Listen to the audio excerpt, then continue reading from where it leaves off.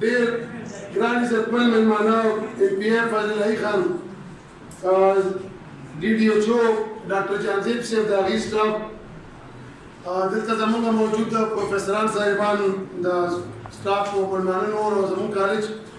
ګرانو بچو السلام علیکم زه ستاسو طرف نه او د کالج په بیهاف باندې د دې مېلمنو ډېره شکریه ادا کوم خاص کر د هیلث ډپارټمنټ چې هغوی راغلل او دلته تاسو ته په بیمارو باندې یو ډېر ښه لیکچر درکړ الحمدلله موږ مسلمانان یو اسلام کې زموږ څنګه صفایي چې کوم ده هغه د ټولو نه لومړی اهمیت لري نو دا دوی چې کوم لیکچر درکړي دا خپل کورونو د محلو ته دا ورسوئ خاص کر د صفایي تلقینو کې په بیمارو باندې MPS صاحب توجه کړه چې یو خبر له بزره خبر ختمومه ډاکټر صاحب په بیمارو لیکچر ورکړ او دلته بل ورځ یو بل MPM زموږ د حلقې نه راغلی و خو چونکې فضل الله خان زما خو ډېر محترم ورور دی او د دې نږدې حلقې سره تعلق لري تاسو ټول د دې دغه حلقې سره تعلق لري حکومت کې هم دي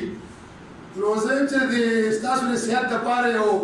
لومړی آغاز دیو کیو د کالج ته اوبه مونږ ټسټ کړې دې کې بیکټیریا ده نو یو فلټریشن پلانټ دی رانه دوی ورځو کې دا به ډېر